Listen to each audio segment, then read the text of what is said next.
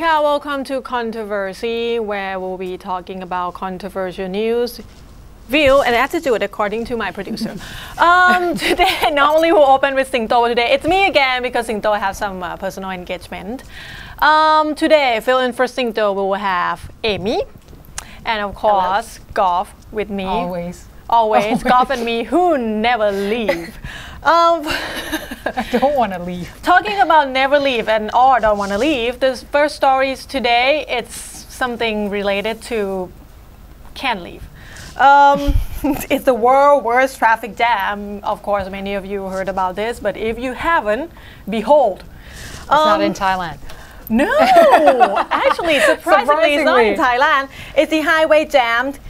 The first time I read about this, it's entered the 9th day, which is Monday. So now it'll be like, what, the 11th day on the traffic jam. And you know what, last week on Tuesday, I spent like 4 hours to get home and I thought it was bad. I was so upset and angry and frustrated. I get home, it's like, oh my God, I hate Bangkok. You know what? I love Bangkok better after I read this news. The grass isn't greener on the other side. Okay, here's the story. In China, where else? The thing is, the similar incident happened in July, and this is like recurrent, I guess. So wait, is this traffic jam still going on? Or yes, this is the 9th day. No, not today. Probably gonna be in 11th day. Oh my God. It started on August 19th on the expressway 110. It's the expressway Beijing-Tibet. At first I thought, okay, so you know what, it's just the traffic, like, oh God, first day in traffic and then you get home and you get second day on the road and oh God, traffic jam, you get, no! Somebody like spent 5 days, 4 nights on that road, or 3 days, 2 nights, or is still camping. So how are they eating and sleeping? And here's when it's come to an interesting point. So this traffic jam that everybody hating so much, it created some jobs. So people like vending stuff along the side. People that the locals along the way, they even sell like instant noodles and water and that kind of thing. What about toilet?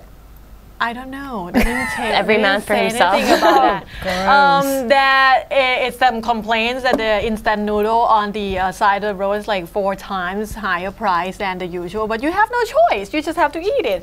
Somebody just like play games, you know, card games and all that kind of thing, and everything you can imagine. So what caused it? The thing is, it's the construction. It's the maintenance construction, and it's somehow it's make all the big truck have to get into this one road. Okay. Along with other small cars. Right. This is not the first time it happened though. But why haven't they solved it yet? Like after 11 days? They said it's gonna get better soon, but the latest news I read, it says it's probably gonna expand it. This thing gonna be extended until at least September. This traffic. They should start lifting the cars up or something. That's you were asking about shower and that kind of thing. Yeah, he's trying to clean up himself. Oh man. Sleeping, some camping, you know, under the car. Very creative. People are getting super creative. Yeah, and they have like some card games, just try to entertain each other. What does the government should do something about this? There is a couple hundreds of traffic officers trying to, you know, make things better, but it doesn't help like we've seen. But the thing is, okay, I talked to one of my friends that was in China for many years. At first, I read this, and there's this one guy that driving a truck. He said, why you have to pay for a toll fees?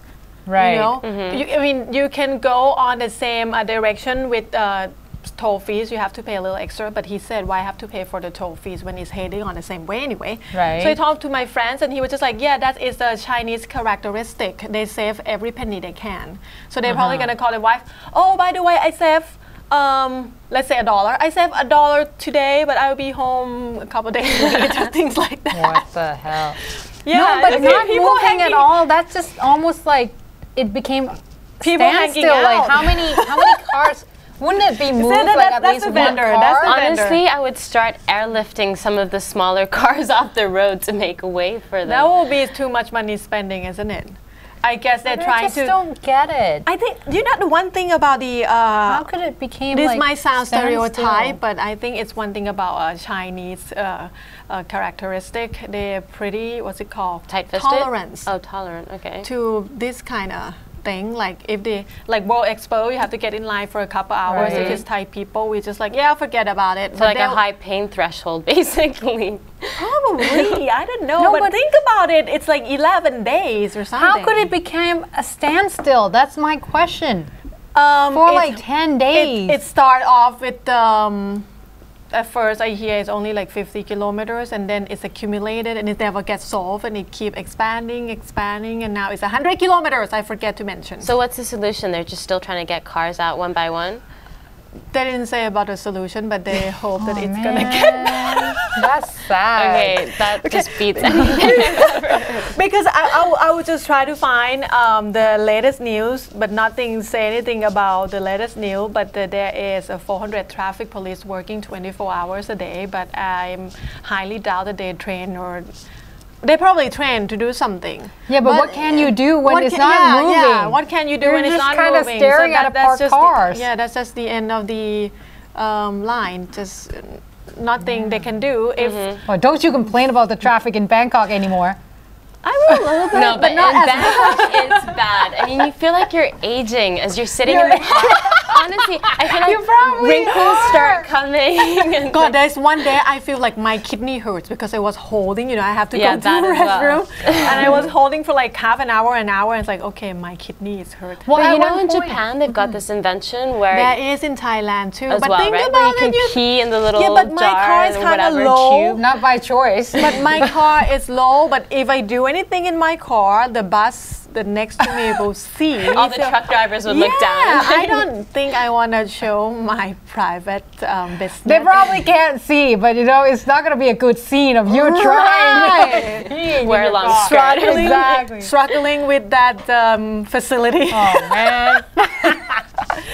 I'm kind of surprised things like drive-thrus aren't that popular here or haven't taken off, because everyone spends hours in traffic. Why not have if you're running out of the car and get it, because to drive through you get off the road. In a jam. Exactly. You get off the road and then you get to a drive-through, and then next thing you know you're trying to get yourself back on this like big parking lot. There's one drive-through McDonald's around my house. I never tried it though, but I think it's something good for Bangkok. It's if we can just swift in and swift out with like a cup of coffee. If or like a drive-through Starbucks people, if you're watching our show, I would. I don't know. I'm getting lazy now. Appreciate it.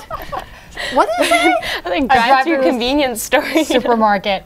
It's like, hi, I would like a chicken breast, please. Yeah. Chicken breast and broccoli. I would like a kilogram of fresh something. Asparagus thrown in your car. I don't know about that. Coffee, maybe. Nice one.